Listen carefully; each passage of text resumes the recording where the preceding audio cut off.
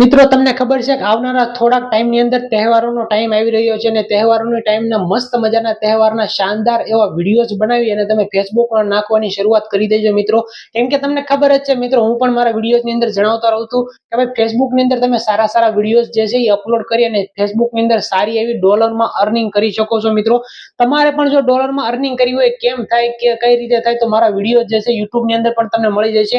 Technical BR YouTube channel તમે search મારશો તો મારી ચેનલ મળી જાય, ત્યાં પણ તમે બધું શીખી શકો છો. બાકી ફેસબુક ની અંદર પણ અવારનવાર વિડીયોઝ નાખતા રહું છું મિત્રો, ત્યાં પણ તમે જઈ અને બધું શીખી શકો છો.